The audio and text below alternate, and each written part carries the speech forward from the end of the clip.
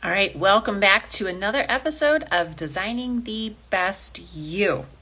All right, who's ready today? Last week, we talked about fear and how it manifests in your body. And wow, was that so good and so much information. So I want you to go back and check it out. All right, this week, we are diving into more fear.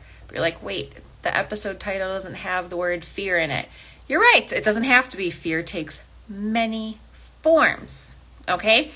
This week, we are talking about how imposter syndrome affects your career. Oh, it's going to be so good, guys. So good. I'm excited. Are you? So let's first start off by defining imposter syndrome. Imposter syndrome is a feeling of self-doubt about one's accomplishments at work, and this could be in anywhere too, but I'm putting it in the definition in the context of work. All right, so it's a feeling of self-doubt about one's accomplishments at work, which can include phoniness, lack of confidence, and sensitivity to mistakes. It can also cause people to feel like they're tricking their coworkers into thinking that they're good at their job.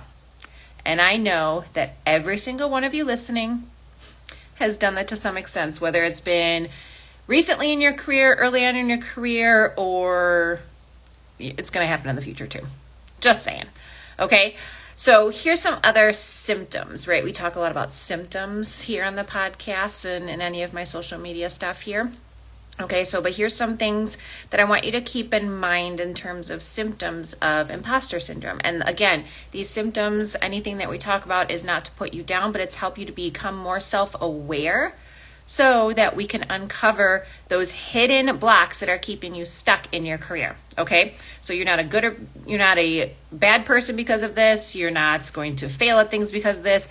We are here to become self-aware. All right, so some other symptoms are lack of self-confidence at work, sensitivity of small mistakes, fear of failing your team. And you can even take that fear of failing your team and go as far as fear of failing your spouse because you're not performing well at work. Here's a big one too, is burning out from working too hard. You're like, how is that imposter syndrome? I'm telling you, it is, okay? And if any of these things ring true to you, you're not alone. In fact, there's some research that was done, and it's about 62%, so nearly 2/3 of, we'll call them knowledge workers, okay? So not like the blue collar or anything like that, but the white collar knowledge workers have reported across the world that they've experienced imposter syndrome. Guys, all types of people experience it, and it's not just new hires. It's not just, people who have been, it's not just new hires. Let's just call it what it is, okay? Team members in more senior positions, in the corporate positions, people who are listening to this podcast the most, are actually more likely than average to experience the imposter syndrome, right? I mean, how many of us kind of faked it till we made it when we were new hires and we were very green in the field, but then it just continued on, okay? So I want to briefly here dive into, this is a little different than some of the recent episodes we've had, but I want to dive into some characteristics of imposter syndrome, okay? So think about these, all right? Really think about and be honest with yourself. That's all I ever ask for you guys, is be honest with yourself, because the only way that you can change and to start to improve and start to pivot and advance your career is to be aware and then be honest with yourself, okay? Don't sweep it under the rug. It's not going to help, all right? So perhaps you have self-doubt in your skills and your competence. Sometimes people at one point in time told us something and we're like, ugh, right? Maybe there's crediting external factors like luck, right, for your successes. You're like, I have been so lucky, right? Okay, maybe you have decreased self-confidence because maybe you got up on stage or you were presenting something or whatever it is, and something happened that you didn't like or didn't feel good about, and that has decreased your self-confidence, okay? Maybe you've been isolating from team members. Maybe there's, and this is huge, okay? This is huge. I know I did this a lot. I still can do it, to be honest with you. I watch so many clients go through this perfectionism, experiencing the overwork or burnout. A lot of people, you guys will try to cover it up and say, oh my gosh, but I have all this work to do and I'm expected in my position and this project is due, blah, blah, blah, okay? Maybe you're actually setting unrealistic or extremely impossibly high standards for yourself. Low self-esteem, I see this a lot too. Maybe you have a really intense fear of failure.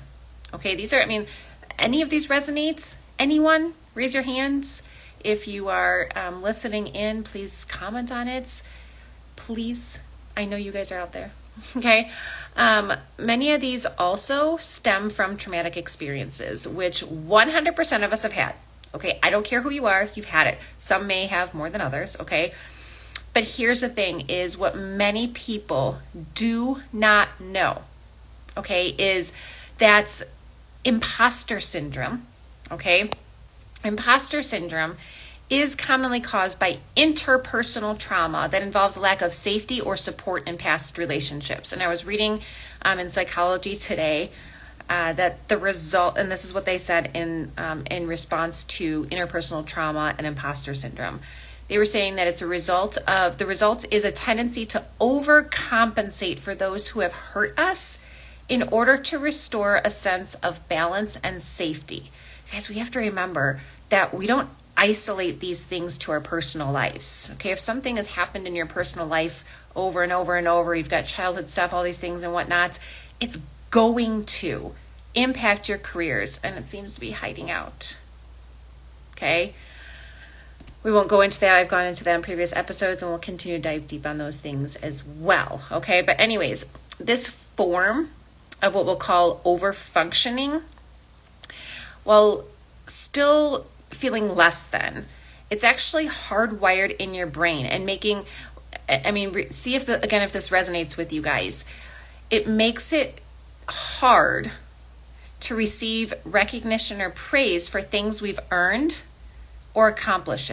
It really makes it extremely difficult. How many of you guys have been praised for something, rewarded for something, and you don't feel like you deserve it, or you're like, it wasn't just me, or you overcompensate, okay? That's hardwired in your brain. It's not your fault, but it's been hardwired in your brain, okay? It's like, I want the praise, but I don't, okay? Those with imposter syndrome, we can even dismiss, and I like to say we because I've been there, okay? I can still be there at times. You guys are there, okay? But we will even dismiss or diminish our achievements. We equate it to luck. We're like, oh, well, it just was in the plan. It just must have happened. Okay. Yes, I believe in giving every success that I've had to the glory of God. But at the same time, I still did put in some hard work, and it's okay for someone to say, Vanessa, you did a good job.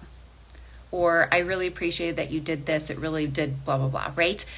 Those are the things that we need. Okay. And so as a result of that imposter syndrome there, that self-confidence, right, suffers, and it makes it so incredibly difficult to take healthy risks and have a growth mindset. And both of those, guys, play such a key role in trauma recovery. If you're recovering from anything from your childhood, if you're recovering from any kind of death or grief or anything like that, how many of you guys have been so excited to take a risk and then you don't take it?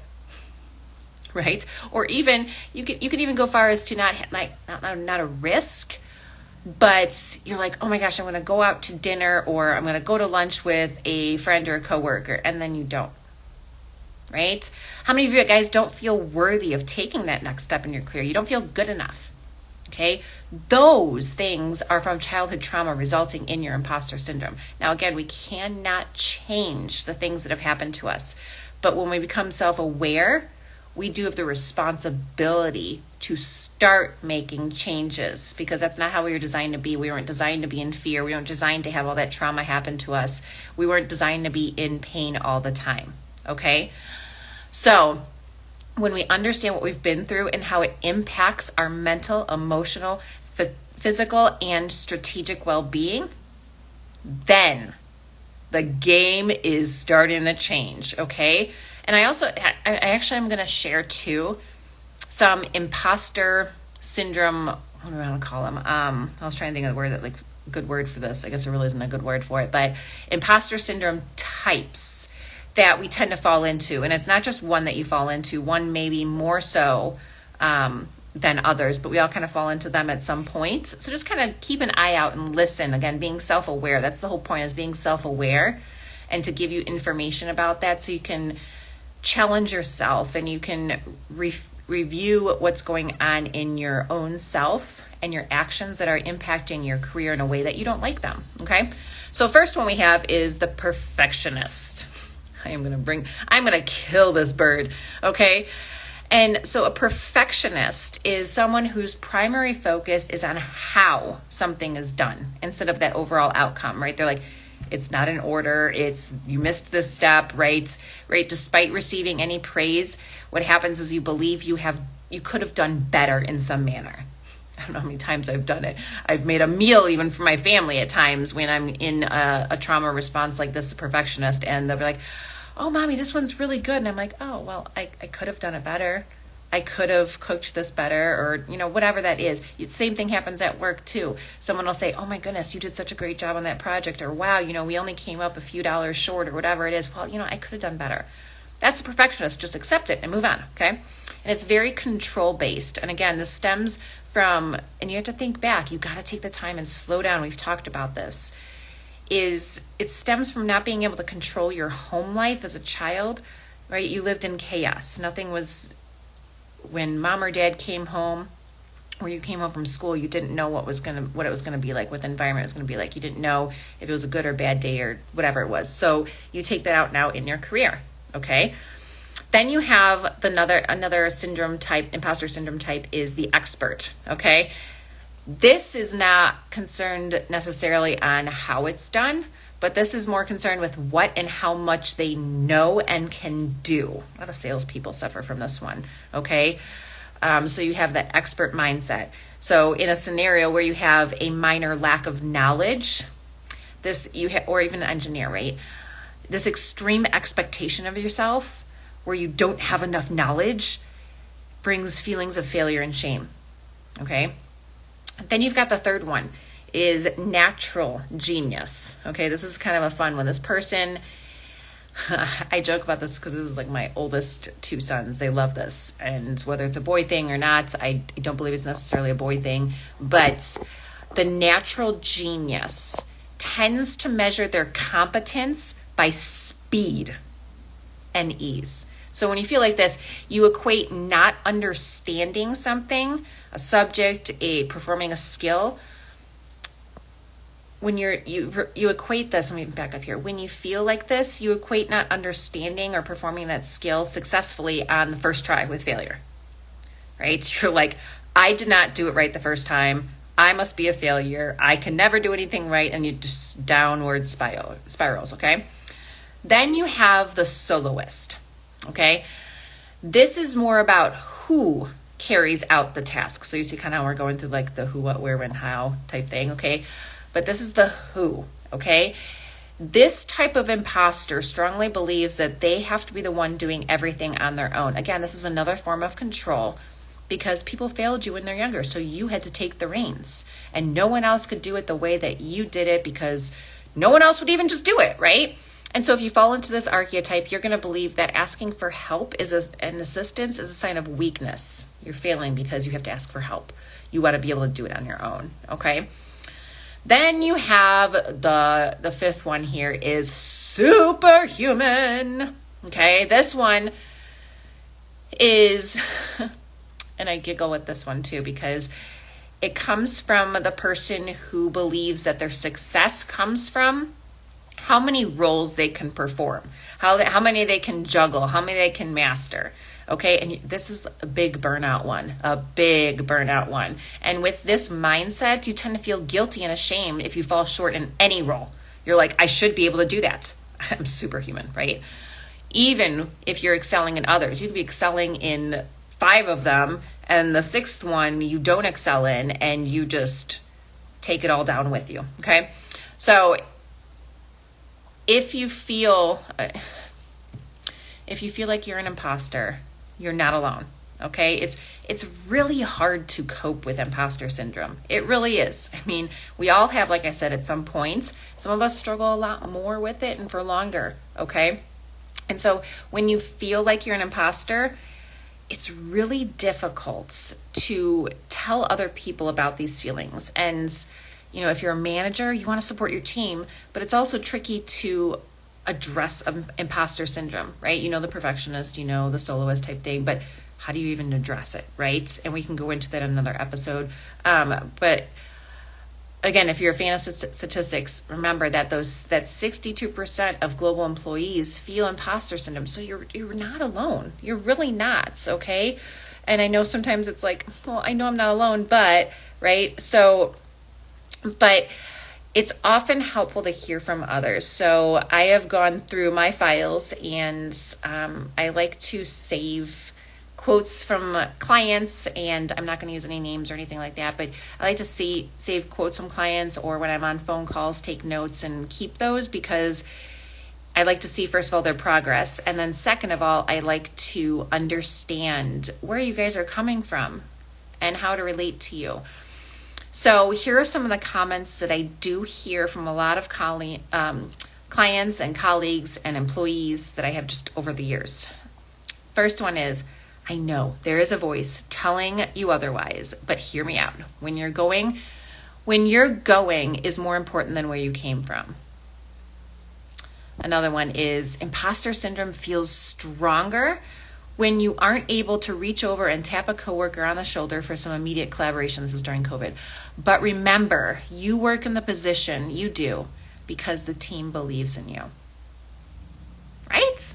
That's a good one. So a lot of these, we talked about some of the stuff people, they have the imposter syndrome, but they still have some words of wisdom and advice. Okay, here's another one. I try not to compare myself to others. Everyone does have a different journey, and we just might not be seeing the start of theirs. Instead of feeling adequate, I try learning from people who are more experienced than me. It's pretty good, right? Okay. Here's one from a recent one who is just going through a lot of stuff. Career growth is incredibly difficult and scary. Sometimes that act of just stretching yourself and taking on new challenges brings just a whirlwind of self-doubt. I just want to tell people that you're not alone. And when I was talking to this person, I'm like, oh my goodness, like, you have to understand that you are actually your harshest critic, right? Okay. And then here is one more I want to share with you. It actually took me years to realize that every person feels insecure and self-doubt. Even some of the most senior leaders, when you sit down and get to talk to them and at lunch or over coffee, it's really okay to feel like you don't know what you're doing. Be open and honest about your feelings with your coworkers and your manager so they can help put you in situations where you can actually prove yourself that you do belong here. I don't know how many times, even in my career, I had one manager and he was amazing at 2 different companies. And I would go to him when I started to feel comfortable and I would share things. I'm like, and we didn't necessarily have to talk about like, here, I'm going to put you in this position to make you feel like you do belong. But he would put me in positions where my strengths were. So I was able to build confidence and able to really shine my lights. And my prayer is that everyone has that opportunity and has a boss that recognizes that stuff. And if you are a boss, if you are a manager, if you are a leader in your company, try to recognize that for people, okay? I know as a manager and a leader, you have so much on your plate, but this is where you start to be an incredible leader. And I still think that man that was my leader and my manager over the years is one of the best. But anyways, I do want to assure you that there is no perfect person. Only Jesus was, right? There's no one that hasn't experienced imposter syndrome. But I do want to give you some tips, because I know in the last couple episodes I'm not giving you tips, right? But I do want to give you some tips on how to overcome imposter syndrome. But I am going to give you a warning. It's going to take time and it's going to take a lot of hard work. It's not going to happen overnight. I know you hear this with a bunch of stuff, but it is going to take consistent practice. So set time in your calendar, okay? Make sure that you're actively applying this, okay? So the first thing I want you to do, because I speak these to myself, like, focus on the facts. That's number one, okay? Focus on the facts. Imposter syndrome tends to make you feel like you're not doing your job, or you're not good at your job, or you're not whatever. They wouldn't have hired you if you weren't good enough for your job, right? Okay? But often these feelings, right? Feelings come and go like clouds, I've said before. Feelings are based on fear, not reality, most of the time, okay? And the best way to fight the imposter syndrome is to separate your feelings from the facts. And I know that's hard at times. It's very hard. So that's always, when I teach clients in my one-on-one program, I say, you know what? We have to really walk through the feelings. Why are you feeling alone in your job search? Why do you feel like you can't get this? Is that really true? I even do that with my kids. I sit there and I say, we only think, if so-and-so made fun of you and now you're feeling a certain way, is that really true? Is what they said really true? Is what you're thinking really true? And we always, in our home, we align it with the word of God. Like, is it really true? And this way, when I say, separate your feelings from your facts, we have facts versus stories. Stories involve a lot of feelings, a lot, right? A lot. That's why we love watching movies, but if we have just facts, people are like, yeah, I don't really want to watch that. It's kind of boring, right? So if we separate those, our facts are what we call observable truths, right? Those are things that like a video camera can pick up on, right? If you're watching me on video right now, I've got long hair. It's brown. I have brown eyes. Those are facts. Now, maybe you have an opposition to brown hair and brown eyes. How you feel about that is going to be different, okay? So that's what we do. You can't keep your brain from creating stories, right? We all create stories around things, but you can center yourself around facts, okay? And I know you guys are like, well, you talk about feelings a lot too. Yes, I do. You have to feel some things, but there's also things where you have to separate the feelings from the facts, okay? So next time you're in a situation that makes you feel like an imposter, I want you to take a step back and say, is this a fact? Or am I creating a story where feelings are kind of taken over, right? So for example, if you felt bad about speaking up in a team meeting, well, focus on instead, I want you to focus on what did your team members actually say in the meeting after you spoke? Okay, simple, kind of. Okay, so then I have hair like all over. It's the long brown hair. So the second thing I want you to do is, after you've focused on the facts, is acknowledge, validate, and let go. Or like I like to say is let go and let go, okay? So just because you have specific interpretations about an event, right, maybe that interpretation is a story, it doesn't mean that your feelings are less valid. Your feelings are valid, okay? They're not going to stay around forever, though, okay? A fact is going to stay around forever. The feelings are not, okay? So when you're combating, we'll call it, or overcoming the imposter syndrome, we're not ignoring the feelings. We're not invalidating them, okay? We are going to acknowledge them, okay? This is the best way to fight them. We're going to acknowledge that, hey, I'm feeling poorly. I feel like crap, okay? And then we're going to validate that it's okay to feel that way. All right, I think a lot of us miss this in childhood when we're growing up, is we had parents who were, or caretakers or even teachers, like, hey, you're not allowed to feel that way. Like, you can't be mad. You can't be angry. You can't be sad. When you're happy, I'm able to talk to you, right? It's okay to feel those things, okay? So, and then what you're going to do is you're going to let those feelings go if they're not based in reality. Easier said than done, but I want you guys to take notes on this and listen back too, okay? Because this is a huge thing in overcoming things that are keeping you stuck. Imposter syndrome is keeping you stuck, okay? Then I want you to share how you're feeling. And then all the guys, you just like shut me off, right? No, I want you to share how you're feeling. Seriously, I keep having hair in my eye. Imposter syndrome is a very isolated feeling, okay? But it's really common, right? We said 62%, right? That's a fact, 62%, okay? So the next time you're feeling this way, I want you to share those feelings with someone you trust. That could be a spouse. It could be a family member. I don't really recommend family members, but it could be a friend. It could be a coworker. It could be a manager, okay? Don't share it with employees if you're a manager, if all possible. But there's two advantages to doing that. First, instead of internalizing the emotions, you get to recognize them and move on, okay? When you keep your feelings of imposter syndrome a secret, they grow bigger, they grow harder to deal with, you burn out, okay? And we don't want that, okay? So sharing those feelings with someone else is really a great way to recognize them, and then overcome it. Be on the path to overcome it. All right. And then another advantage is you might actually find someone else who has experienced imposter syndrome. And then you can have conversations with them. You can confide in them. And you guys can both feel seen and heard and not alone. Okay. And then the fourth thing is look for evidence. Again, if acknowledging or sharing your feelings isn't helping, try fighting your feelings with the evidence, right? The facts.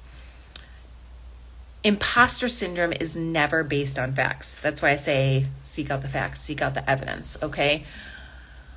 So if you don't feel like, for example, that you're getting your work done on time, try something like this. Go back over your most recent projects. Review the work you've done. See if those feelings are based in fact. And if they are, then you've identified that you something concrete you can actually work on and improve upon. But if they're not, then use those facts, okay? Every time that voice in your brain starts hyping up in your head and saying, you're not good enough. Well, hey, look, I did finish this project on time. Boom, booyah, as my boys say, okay?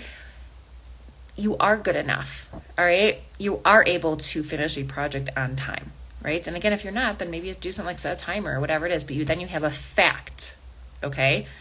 Maybe you got an email saying, hey, you missed the deadline. Okay, good. Now you can backtrack and you can figure it out, right? Okay. Then another thing we work on on my program is reframing your thoughts. Okay, there's so much power in our thoughts. There's so much research on this. There's so much data on it. And I teach this to our children all the time. Okay, don't be conformed to what's going on in this world. Okay, but be transformed, be changed by renewing your mind, renewing your thoughts, okay? This is not the toxic positivity. This is just renewing what's going on in your head. This is changing what's going on in your head. The way we approach the world really does have the power to shape our reality. That's why and I'll talk about this in coming episodes, but that's why I talk a lot about when I'm hiring someone, I don't always hire them based on their skills, what they can do, what they have done. I hire people based on their attitude and their desire to learn because they're reframing their thoughts. They're like, hey, you know what? I might have failed at this or I haven't tried this yet, but I'm willing to give it a try and I'm going to do so with a good attitude. And I'm going to do so, in a positive manner as much as possible, right? I'm going to seek help. I'm going to seek advice and guidance and all that stuff, okay? So, but if you do suffer from negative thoughts, which many of you guys do, you might put on a pretty face at work and then you behind the scenes in the bathroom and at home on the way home, you're just a nightmare, right? Start monitoring those thoughts, okay? It's not going to have immediate results, but over time when you do practice that, it definitely will, okay?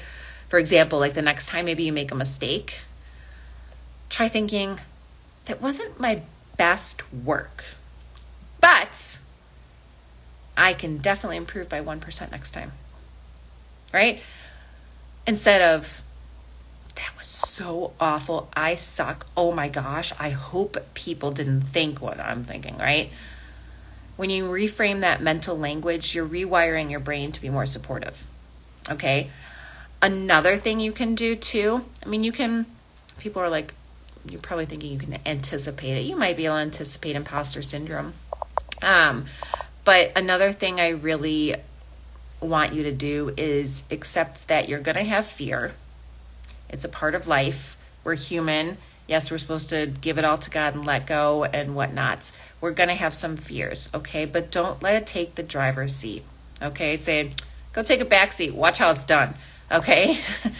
But I want you to, one of the next tips here, the last one here is, I want you to toot your own horn. And all the introverts are shutting me off now. But sometimes, guys, the best way to overcome the imposter syndrome is to actually start facing it head on. Start talking about yourself. Next time you feel like you actually did do something well, celebrate it. So many of you guys, I'm like, okay, did you celebrate? No. Why do I need to? I have more work to do. No, celebrate. You just did a good job at whatever it was. Okay, yes, you just closed that amazing deal that you've been working on. Celebrate it. I'm not saying you have to go out and spend money or go out and eat and whatever it is, but celebrate. Celebrate the fact that you did it. Give the glory to God and celebrate. Okay, try creating maybe a list of qualities and skills you possess. Those are great to have when you're looking for a new job, right? That's what we call on the resume, right? So the things that you need to look for. Okay. For example, you could be very specific to your role. Like, hey, I'm a great salesperson. Or maybe general to who you are. Like, you're always there for your team members, okay? And I love to tell my clients this. And I had a recent client that we've been working on his confidence for quite a while. But he told me in an email a couple weeks ago, I'm taking your advice and I've started to keep a collection of feedback that I've received from anyone on my team, anything from a small Slack message to a mid-year performance review. And on bad days, I've been starting to go into this section to remind myself that it is one bad day in an otherwise good to great career. I mean, think about that. It's one bad day in a good to great career. And then he goes on and says, on the good days, and this is what we forget too, we forget to do things on the good days, right? That's kind of like, we don't call customer service lines to tell them how good they are. We call to complain. But let's not do that to ourselves too. Let's not call ourselves to complain. Let's go on the good days. Like he says, on the good days, I like to go into this section and review the honest feedback that has been shaping me along the way. Like, wow, right?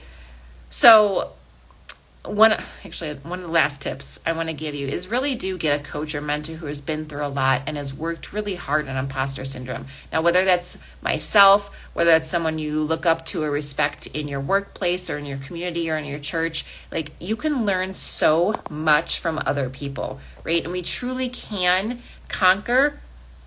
I love the word conquer. I love it. Conquer imposter syndrome with confidence. Okay, so if you believe you're experiencing that imposter syndrome, just try some of those strategies I recommended. Try those tips that I recommended, okay? You can also talk to your mentor, your manager, who can and should, in return, reassure you with positive feedback, okay? Imposter syndrome, guys, as you know, it can be so incredibly overwhelming, right? It really can. It can leave you feeling isolated. It can leave you burnt out because you're just trying to do all the things and trying to prove yourself and whatnot. But you can overcome it over time and with hard work with a supportive team and tools. Okay. And here's the thing. I'm going to keep repeating this over and over and over. Okay. We get to take charge of how we're responding to things, including imposter syndrome in our minds, in our feelings, changing our bodies, and ultimately changing the trajectory of our careers and lives. When we overcome these hidden roadblocks, right, one of them being imposter syndrome, we definitely can face each and every day differently. So I hope you enjoyed that episode today. And if you are ready to advance your career by removing the blocks, perhaps maybe it is imposter syndrome that's keeping you stuck, I want you to go ahead and click the link in the show notes. You can get on a call with me. If you're not ready yet, sign up for the newsletter. Go on the social medias and make sure you're following me. Make sure you go on YouTube and you're hitting subscribe so you get to see all these episodes and some of the shorts that I create too. And we will see you next week. And enjoy.